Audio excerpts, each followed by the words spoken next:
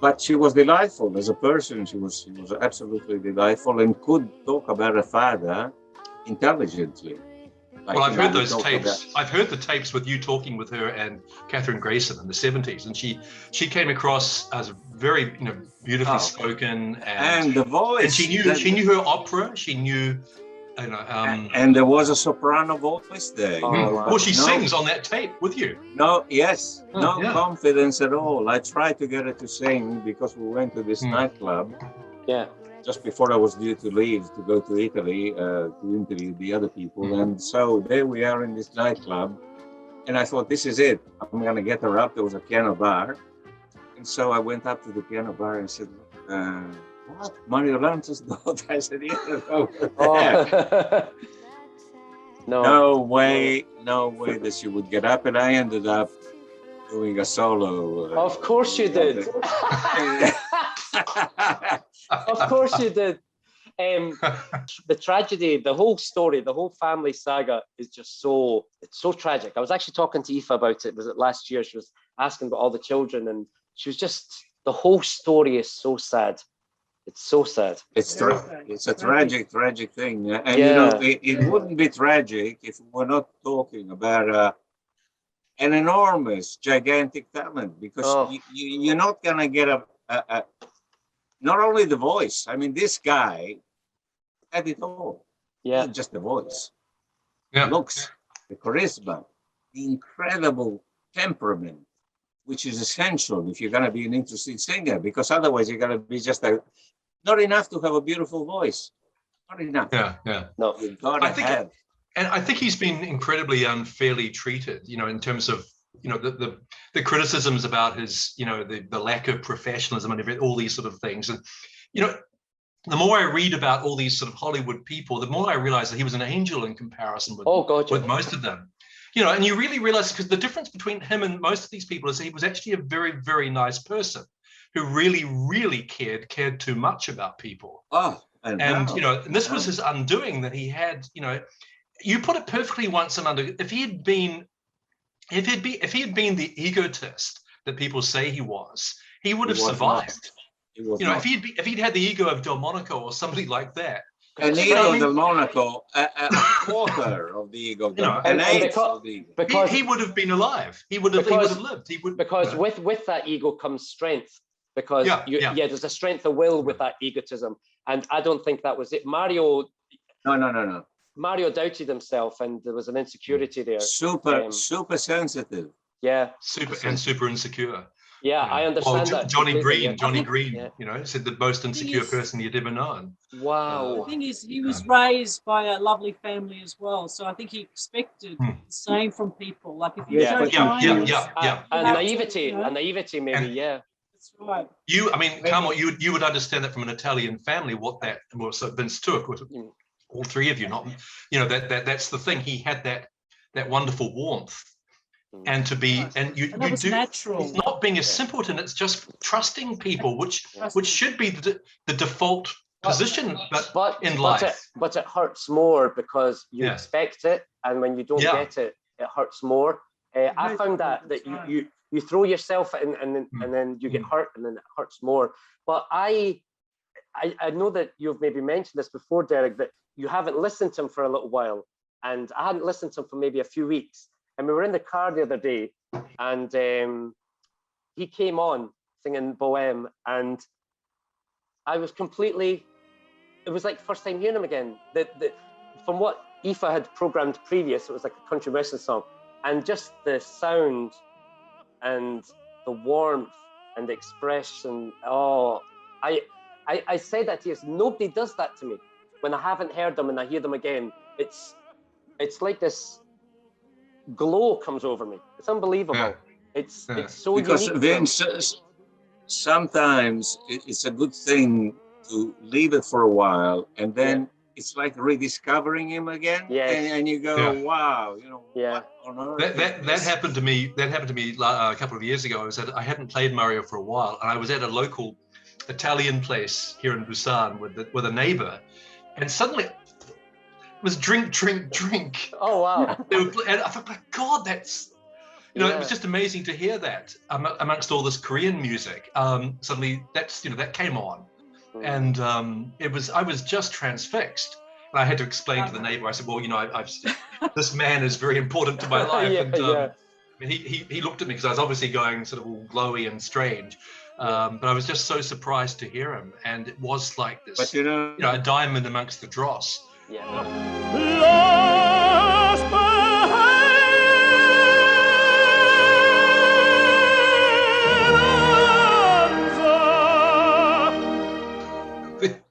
But Derek, getting back to his downfall, in my opinion, was the mere fact that he was super sensitive.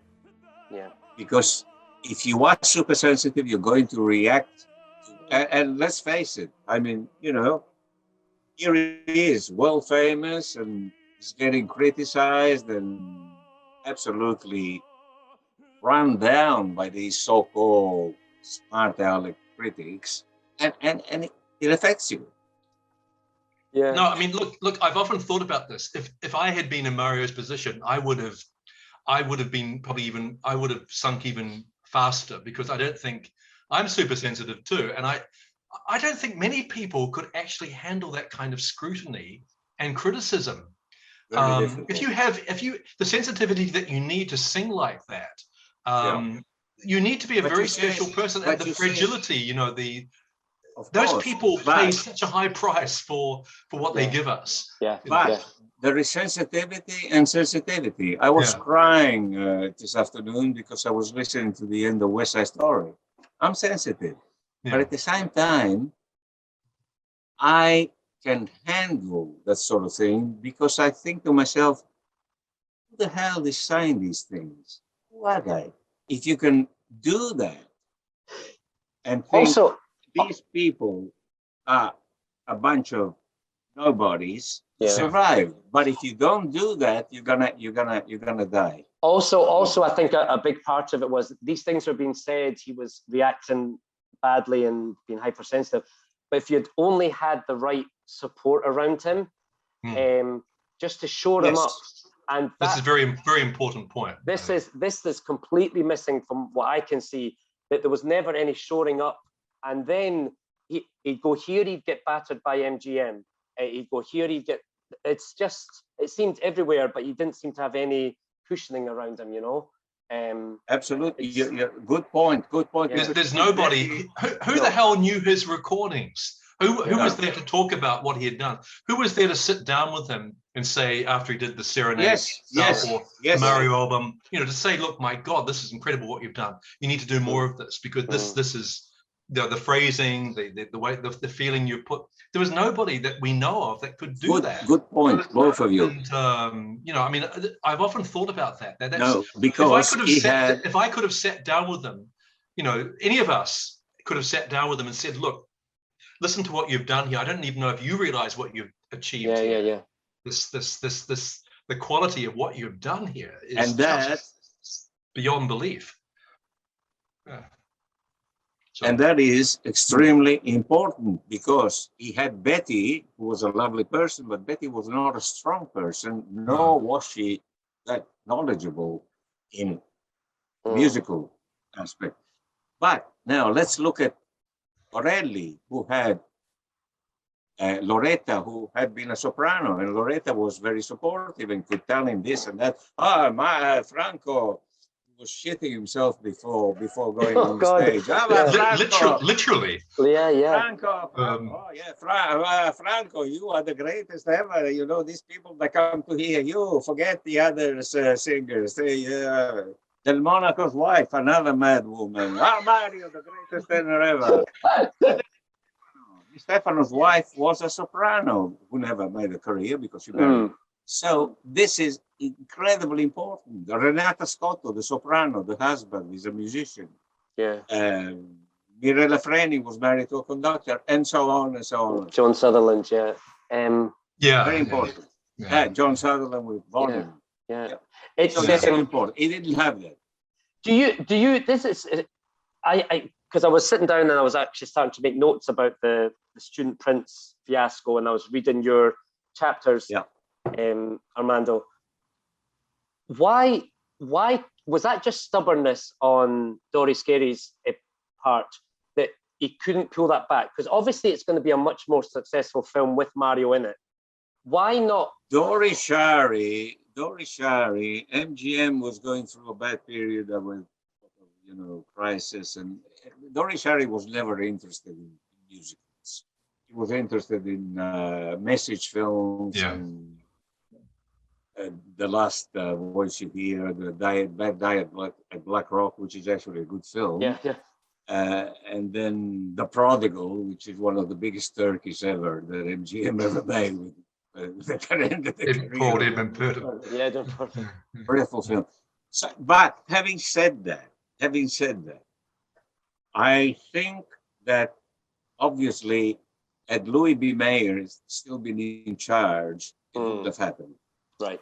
I'm sure it would. Mario was uncontrollable because his nerves were shot. Dieting, anything would have set him off. And this did set him off, this son of a bitch, Curtis Bernhardt. I spoke to Curtis. Well, Stuart Granger. And Stuart Granger hated him. He confirmed what Curtis Bernhardt was like to you, didn't he? I mean, he, the kind of guy who would prod you with a stick. But the irony that that he doesn't even make the film, Bernhardt, and it's Richard Thorpe, isn't it? Comes on, and that it's that point I'm actually talking about. That far down the line, that he couldn't have said, right, let's pull this back. No. Dory Shari was determined that was it, because I begged him. Anne Blythe and Richard Thorpe both went to Dory Shari and asked him, bring him back. No, but I think the most heartbreaking thing about all of this is that when he went back and re-recorded Beloved, that he still thought. Yes, I'm sure he still believed he was going to be in the movie. Yeah. He had to believe it. May 1953. The actual filming with a totally different cast, because the original cast didn't have half of those actors in it. Different actors. Really? Yes. Sakal and he's brilliant. they're all brilliant. John Williams, it's a great, wonderful actor. Great cast. Kyle M for Murder. They did not start filming until December 1953. Beloved, the retake was done in May. Mario never gave up. He thought, no, they can't. How can they do the film with that? And that really was the beginning of the end, because that hurt him so much. And that film, that would have been his best film. Yes, absolutely. Yes. It would have been, I mean, as a pure film, I mean, it would have been his. And he said it. He said, this is going to be better than The Great Caruso, because he loved the score, the story. And it's perfect. It's a perfect. It's a fantastic screenplay. I mean, everything about. I mean, the screen. It's very witty. It's got everything. It's got everything you could imagine, really. When I was talking to Edmund Purdom, strange, because I met him twice. The second time in 2002, which was for the launching of the Italian book by Eddie Lovaglio, it was totally subdued. And we were talking. We spent an evening talking and drinking scotch, and I was asking about this and that, and no, I'm not proud of any of my films. I said, but I thought you did a pretty good job in The Student Prince and The Egyptian. No. And he goes, The Student Prince was really Mario's film. He said, I just stepped in, and did that. I mean, in Rome, we had an argument virtually, and because he insisted that Mario walked out on The Student Prince. He wasn't suited to playing He said, no, he just couldn't see himself playing the prince. That's absolutely ridiculous. And I actually think that Mario would have absolutely excelled in that part. We saw him in Toast of New Orleans doing the and those comic touches, and those little comedy of manners that he does in Toast of New Orleans are genius. Lovely little moments, and in all of his films, you see the little touches And I think the student prince would definitely is not above him. Absolutely not. It would have been sensational. Yeah, sensational. And that film would have been a gem, an absolute gem. Sorry, Derek. I think it was Steph who sent me the. It's actually heartbreaking, but you may have already seen it, but the costumes, Mario's costumes for the student prince. Yes. Didn't I send you those? Yes, you did. Oh, yes, Armando who sent me. Yeah, because that would be good to put in your video that you're planning. Yes. You know, yeah. It is heartbreaking to see those because you can visualize him in those. But again, Derek, the falsehood that he was too big to. Nothing. He was down to 156 pounds. And actually, he was looking younger in 52 than he'd ever looked before. Yeah. You know, since Midnight Kiss, really. He was looking incredibly youthful. Well, I mean, look at him. I mean, he's he looked like that right through the first the first 7 months of 52. He looked like that. I mean, we've seen all the photos. That's why I wonder about the dieting, whether he was actually able to successfully control his weight during the first half of 52 without having to sort of do anything drastic. I just wonder whether he was able. Was that that around that time where he was actually almost losing the weight too easily? He got very slim. Has there ever been a reason explained why that happened? Because for somebody that battled that weight loss. Sorry, what? Well, I think he was actually happier. Do you think he was? I think that when he was comfortable, happy, that he was able to keep his weight fairly stable. That's what I've always felt from the evidence. If you look at him in 47, his weight he's never particularly overweight. You know, from 47 onwards, he's not on any kind of special diet. But when he was in a happy frame of mind, he was able to stay consistently, relatively slim. It was an emotional thing. I know. 47 through 48 through 49, no problems. He was relatively, he was happy, and but I wonder whether dieting was that much of a big deal in 52, because I think from my impression is he managed to stay slim right through up to the recording point. And I don't necessarily buy that he was weakened by dieting or that he was at the end of his sort of temperament from dieting, because I think he had managed to stay fairly consistent, unless I'm missing something along the way where he did. Yeah, but Derek, I agree with you. The thing is that dieting, because he started dieting in Oregon because your mind, he was big, and they sent him off August, September in Oregon. He was big, and then he lost all that weight. Fine. I mean, he looked terrific in February, March, April 52. He looked sensational, but that will affect your mental status. Yeah, I guess so. If you've been that big in the past, but I always felt that the fact that he stayed, I thought he must have been reasonably okay in mood. Would the fact that, because as I say, I've done that in the past where I've lost weight and you feel so confident that you look well, would that not have offset any other problems he was having? The fact that he looked so well. Obviously, people, they say it to you when you lose weight. You look well, you look fantastic. Yeah. So I would have thought that he would have been quite brimming with confidence with that effect. I've puzzled over this too, Vince. Yeah. But it can affect your psychological state. Well, of course, if you're, it's like an addict getting taken off of drugs, because say you're used to eating loads of pasta and getting the sugars from that and the rush. If that's taken away from you, I agree with that, Armando. It can affect you to not have those things, because it's like taking an alcoholic. I've seen people that have dieted, and I'm talking about my auntie, personal experience, who dropped a massive amount of weight in a short time and ended up in a psychiatric hospital because you fall apart. You fall apart mentally. Yeah, well, he looked too thin, actually. Really. Yeah, and in Mario's case, I mean, what's his name? Georgie Stoll told me his nerves were raw, and the slightest word Of course he would explode. And this is what happened with Curtis Burnham. Yeah, actually, even Robinson says the same thing. And Robinson actually might be telling the truth there, right up to the point of Student Prince. He does say that about his nerves being raw, that he was very much on edge, right up to that point. That so sort of you get someone like Curtis Bernhardt coming along, it's the perfect match to... I mean, you might look terrific and feel confident, but at the same time, your nerves are absolutely raw. And we know this from people who are very, who go on these diets, who become obsessed with the way they look. We see it in the whole Instagram world now that, that you become kind of neurotic about maintaining that look, and you're not the psychologically secure person that perhaps the bigger person might be. Curtis Bernhardt.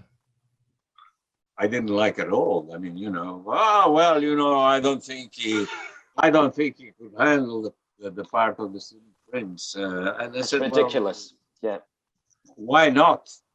I said, what was so difficult about it? After all, I mean, he was no actor. I said, well, he did pretty well in the previous films, Yeah. Why not?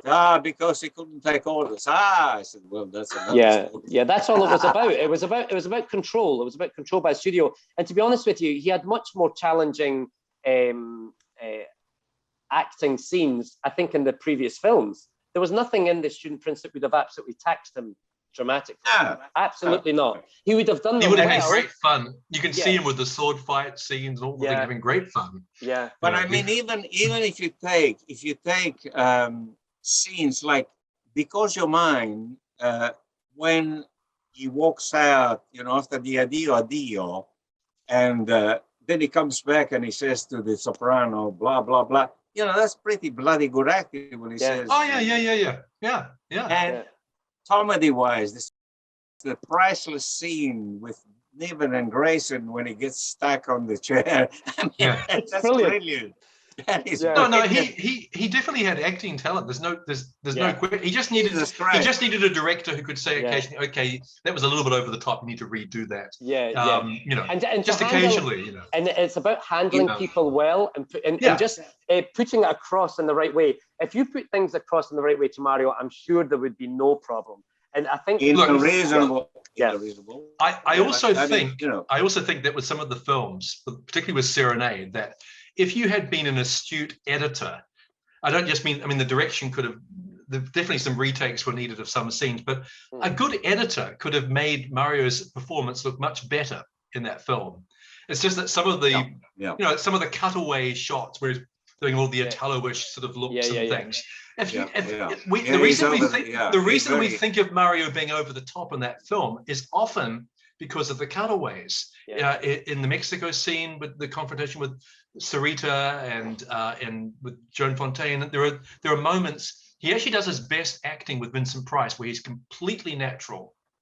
I can't fault his acting in the scenes with Vincent Price, and I understand why Vincent Price told you, Armando, that he thought he was a very good actor, because the scenes together, like a method actor, they really are very good. If you watch just the scenes with the two of them in the taxi, when he's saying, after the Suave Fanciulla, but it's partly the editor's fault because the shots, the cutaways aren't flattering to Mario. And if that film had been re-edited, but also, the camera work actually, that some of the angles are very unflattering. Well, the face wakes up. And why the hell would you have him clean shaven after he's been in a coma? In Mexico in bed. You don't film a man that heavy close up, and he's supposed to have been. Who's been shaving him? It's ridiculous. They should have had an unshaven Mario.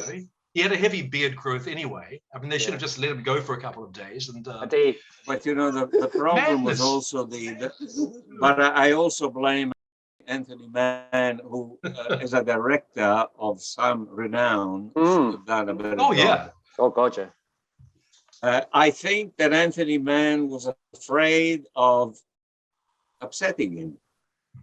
After the crisis of the Student Prince and 3 years. And he didn't want to rattle the boat. Yeah, he didn't want to upset Jack Warner. They didn't want to lose money. It was about getting through that film as easily as possible, But he must have liked him because they wanted to do Mann wanted to do it. He set up a company with Mario to do another film. The two of them actually set up a company. Mm-hmm. It was announced and everything, and but because Serenade flopped, it wasn't just about Warner's. It was about Mario and Mann together. The whole thing. I mean, there are some amazing things in Serenade. I'm not talking about the singing, but acting-wise, there are some terrible things in Serenade acting-wise, where it's just hammy and expression is overdone, and that is Anthony Mann and the editor. But I still think that Anthony Mann, as a director, should have, in a very diplomatic way. It's Mario, very. let's try it. He hasn't acted in 3.5 years. Yeah. I mean, he's going in raw into the Mexico scenes they filmed first. Yeah. Imagine that 3.5 years you haven't been in front of a camera, and you're doing a melodrama that you've never done before. You haven't played that kind of thing before, and you're having to do very difficult moments. It's not an easy. It's not you. Well, you know from acting, the brief experiences you've had with acting, how difficult it is to be in front of a camera. It's funny though, because when I saw that film and I'd only seen the first 4, and then I saw Serenade, I found it such a shock. Not how Mario looked and he was a little bit heavier, or none of that. It was the acting style and the flashing and the say overacting. Again, I agree with you a little bit. Bad choice of reaction shots sometimes, but I wonder where that came from, that he thought that was where to go, because he'd always been so natural and it always come across so well, that I'm surprised, as you say, Anthony Mann as the director wouldn't go, no. It really is down to Anthony Mann. It really is. Because he would have been seeing it, and I think he was maybe firing up Mario too much. Maybe he was charging him up too much. He even sent him a telegram saying, your acting is terrific in this, after the film was completed. And Well, Mann was right about some stuff. I mean, Mann singled out the Ave Maria scene and it was beautifully done. Everything. There's nothing I can fault about the Ave Maria scene. The way that Mario, the reactions. There are some sequences that are fabulous. Yeah. I mean, oh my God. And that was one of the early things they did, but that. So if you could act brilliantly in certain moments, or very well indeed, you have the talent. It's not just a fluke. He could do it. There are moments, even in a film as silly as 7 Hills of Rome, where he does some scenes very well. Scenes with Renato Rochelle. There's some good stuff in there, even though the film itself is. Yeah. And I got very emotional again the other night watching for the first time. There's some silly things. The first 5 minutes, terrible. The terrible post sync, the terrible dubbing, and that awful La Donna was a little strained and everything. But after that, and the fact that Mario looks a bit tired, there's no doubt about that. But there are moments in that film that are very moving and very, very natural, and they do show a different kind of performer, somebody who is sort of almost comfortable in his skin actually at times, and I was just deeply moved, and I was very touched, and I believed all the moments between him and Johanna. They really touched me, and I don't know whether it was the gin I was drinking or the wine, whatever it was, but I was really moved, and I could understand why. The critic at the New York Times said, "Surprise! A Mario Lanza movie is actually moving."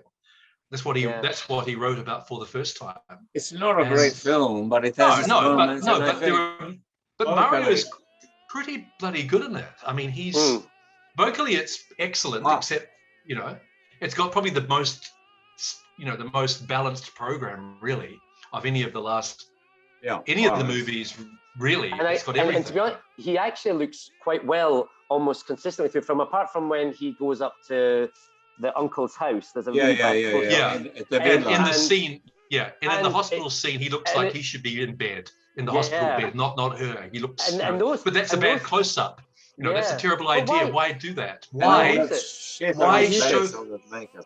I think it's bad makeup. Well, you met the makeup artist, didn't you, Armando? Otelafava. Yes, I did. Yes. Yeah. Well, something's wrong with the makeup in those scenes, because the painted look in the scene that Vince mentioned in Germany, the German stuff with the Capri Villa, which is in Germany. The painted look. There's too much bloody makeup. But the makeup is over the top. We didn't discuss the makeup, but Otello was interesting. The interesting thing that he provided, the comment that he provided, for me was most interesting. He said he was a fantastic guy, very warm, very friendly. He said, but he was very, very unhappy, a very unhappy man. And he said, he was always putting on an act that he was happy. And yet I caught him more than once when I walked into his dressing room, and he was sitting there with his head, between his hands, holding his head up.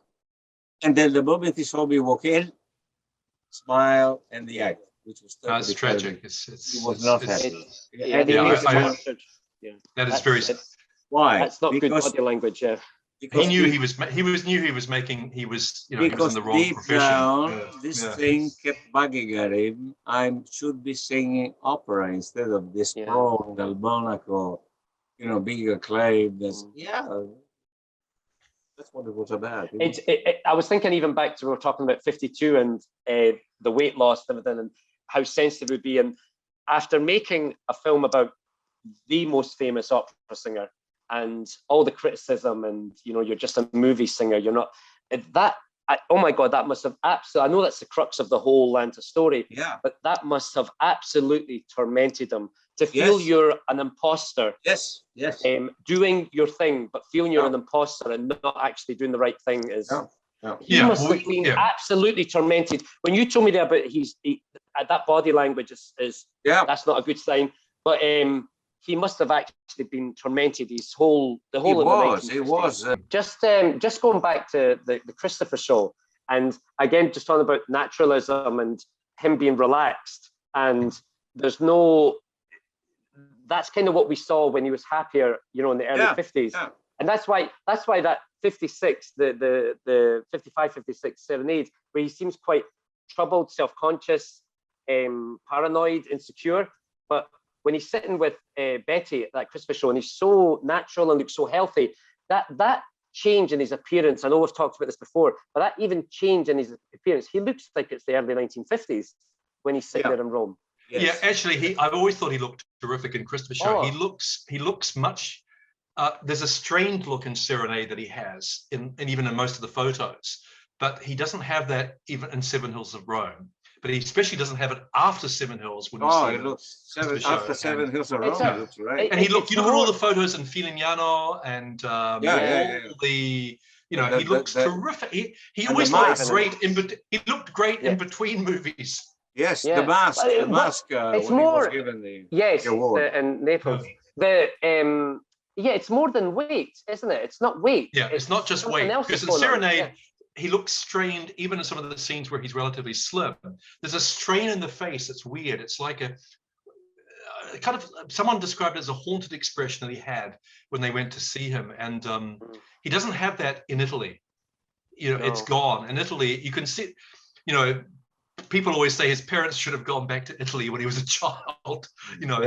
The whole thing would have been completely different. I think the best he looks in Serenade is the very final filming, which is the O Paradiso. The final scene they filmed. That was the end of the. And also outside. And outside with Sarita. I love that scene. Yeah, looks absolutely terrific. Amazing. He looks amazing in that. He looks fabulous there. Yeah. He always looked better in profile too. Even when he was heavy. Even with weight, he looked. Even with weight, he looked great. Armando, what was Ferrara like as a person when you met him? Was he a warm person? Oh, Ferrara, no. He was not warm. He was very academic and very professor-like, but okay, he looks like that, Yeah, he does. No, he was not. He didn't embrace me or anything. I always find I just find it intriguing, those two working together. No, he sort of when I walked into his study, he sort of looked at me because I was very young, and I probably looked younger than I was. You're only about 36, and you look younger. Who is this guy coming here? Well, that's what Baron did with me. I was 20 years old. He said, you know, how dare you come into my apartment?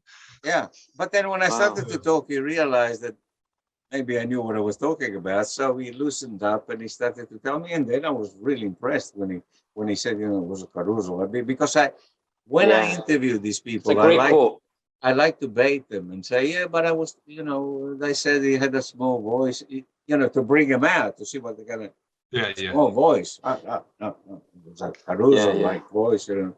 No, it was okay. I mean, he said we rehearsed very little at his place a couple of times, and then we did the recordings, which is amazing. If you can produce that sort of an I'm still annoyed about that. I'm still annoyed about Morricone, though, writing that, you know, that book that came out 2 years ago. They had to quote Morricone saying that because Mario was coming on his entry off key, which is probably funicular, because he's off key at the beginning, and sharp, you know, that Ferrara fell into a faint.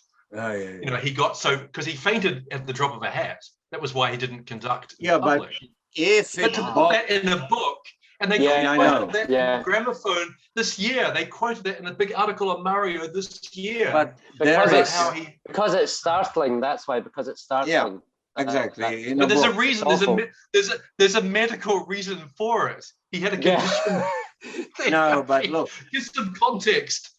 You know, that's what I wanted them to do. If it was that important, he would have said something about it. You know, we had problems. Oh God, yes. I was disappointed with Morricone. All the things he could have talked about. Oh my God, hearing my arrangements interpreted like this.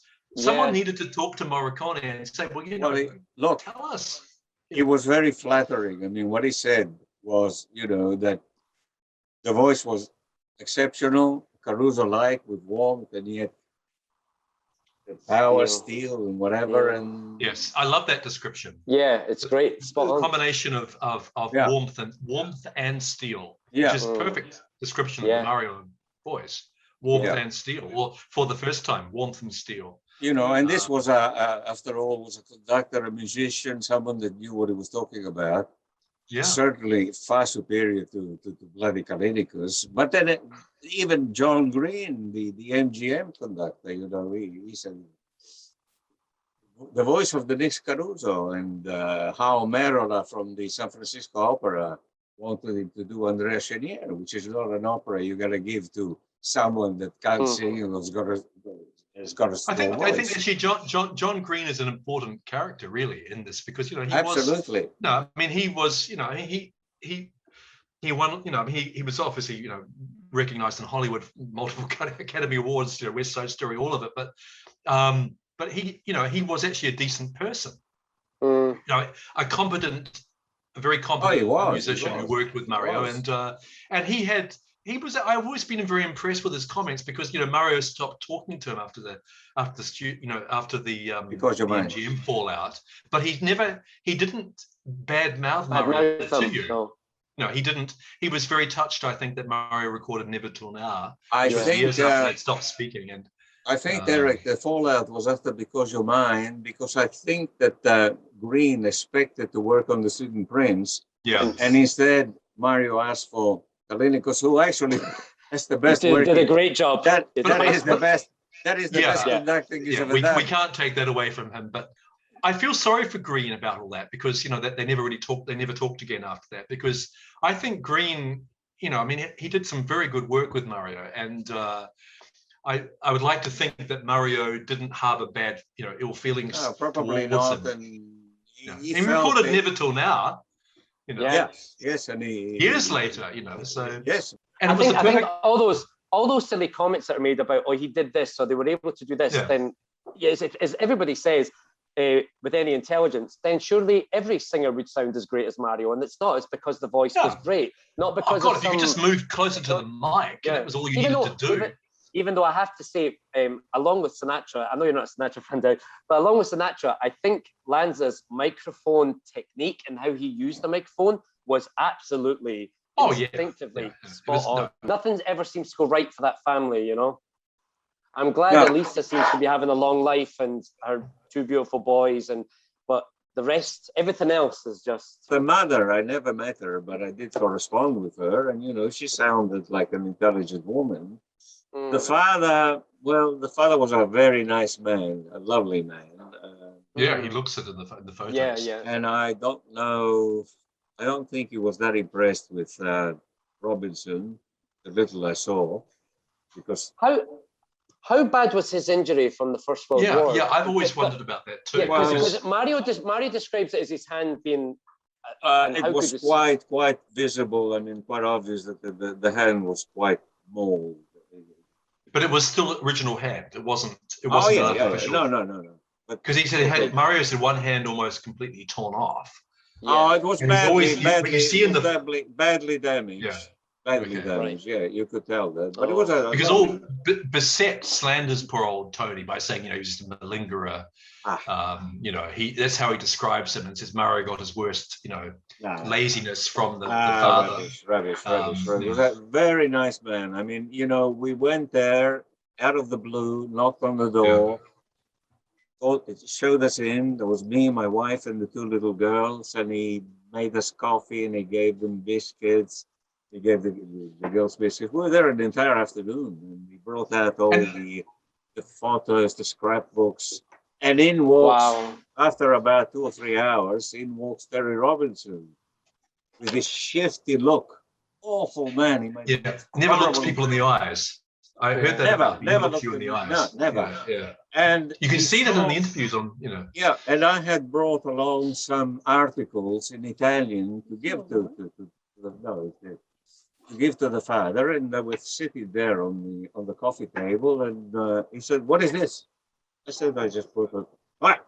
He took them away, and that's it. He was in charge of everything. He just took the article. Copies. Oh my God! Mario's father, he talked about he liked the serenade record. He discussed the recordings. He talked about the serenade recordings. Yeah. He liked. I think he talked about the Mario recordings. Yes. I think he didn't. Yeah. He was able to talk about what was good. Oh yeah, he said he was really coming into his own. He had planned to do this and that, and was sounding. Yeah. Very interesting. And was the comment that Mario had said to his father, "Pop, the good stuff is coming." Yeah, Mario, the good Tony stuff says, is "Why coming. are you wasting all your time recording the Desert Song?" And the good stuff is coming. Yeah. It was lovely man, and that's tragic, isn't it? The good stuff is coming.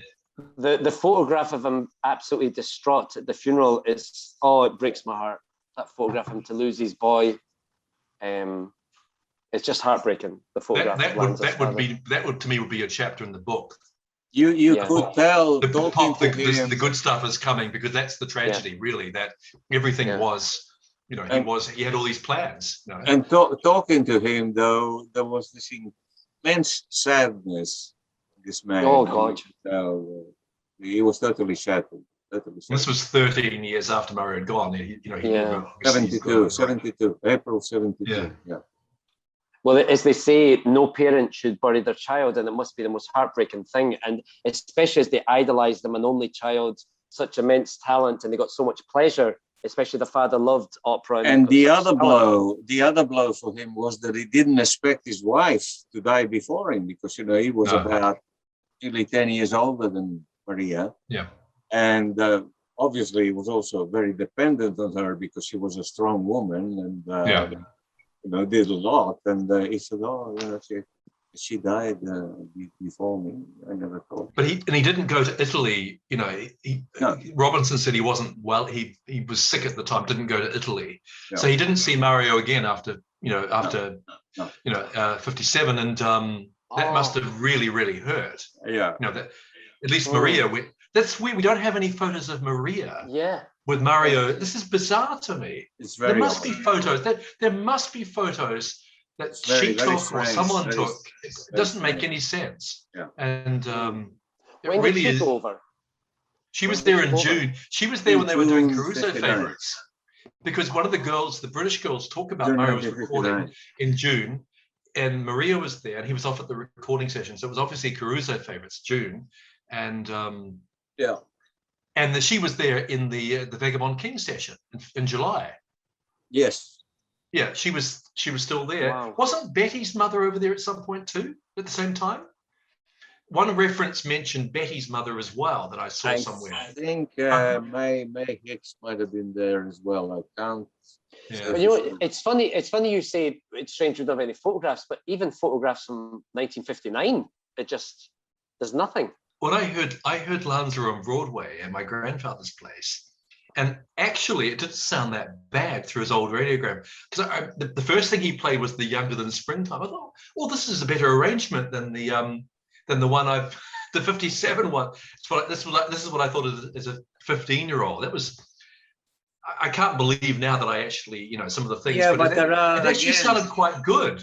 Yeah, but again, Younger Than Springtime, parts of, and This Is My Beloved, particularly the beginning. Yeah. I mean, it was done on the same day.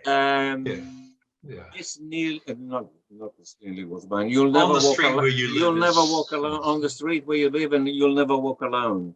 Mm-hmm. The rest is abominable. But those four, there's bits and pieces that aren't that bad. But he must have been either depressed or hungover.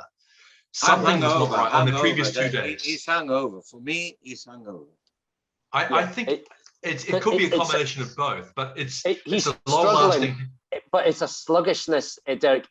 Do you know when you're not feeling well or you're tired like that? Yeah. You struggle and you drag yourself and you try to, and that's exactly what it sounds like. It's a sickness, whether it's from drink or just a sickness. Yeah. I'll give you, maybe he was down at the time as well. Yeah. It's a combination of those three things. Well, Serenade had just failed at the box office. Yeah. He's dragging himself. Yeah, absolutely. The body is not responding. Exactly. Yeah. He's trying. You can hear hints, trying. But there are hints of the sluggishness a few weeks later on This Land. You can hear a little hint of it. There's a hint of it, but he's obviously improving still further. And then you get to the Cavalcade, and everything's fine. Everything's glorious. I love also the stuff that he did just before he left vocally, not necessarily the songs, but vocally. I think the stuff that he did in April, from memory, 57, just before he left, and I'm talking about Behold and Behold, Earthbound, Night to Remember. Earthbound, that's pretty good. The voice is great. He's sounding healthy, and the voice is even lovely. Oh, well, those high notes in Behold. Do You Wonder, and your favorite, A Night to Remember, whatever it's called. Well, I used to find that a bit. That grew on me as I got older. I didn't like it when I was younger, Night to Remember, but as I got older, I love it. It actually really some nice phrasing in there. There's some nice phrasing in there. I love it. You and I are different. There are songs that I change my mind about later, but you tend not to change your mind. But I've changed my mind about quite a few things, that as I got older. I don't even mind what is this thing called love. I'll admit that now. I really like that recording. But I mean, there are worse things, I think, than what is this thing called love. Even though what is it? Bad. It's just the song used to irritate me, actually, I think, and he's a little bit overwrought in the second half. But I'll let him off. It's Cole Porter being his, being melodramatic. Yeah. Deceive me, desert me. He gets like that. I wish when I bought the Cole Porter book of his letters, I was hoping there'd be some mention of Mario, but nothing. Someone should have asked him, look, come on, Cole, what do you think of this unusually dramatic night and day? Or what do you think of, what do you think of, someone should have asked him. Someone interviewed Frimmel. I saw something about Frimmel being delighted that Mario was recording The Vagabond King in 59. I saw something in a newspaper. Yeah. Never been able to find it. I don't know where I saw it, but I remember reading that. Yes. Mario Lanza is recording my Vagabond King, he was so excited. Did you ever hear what Cole Porter said to Sinatra when he met him?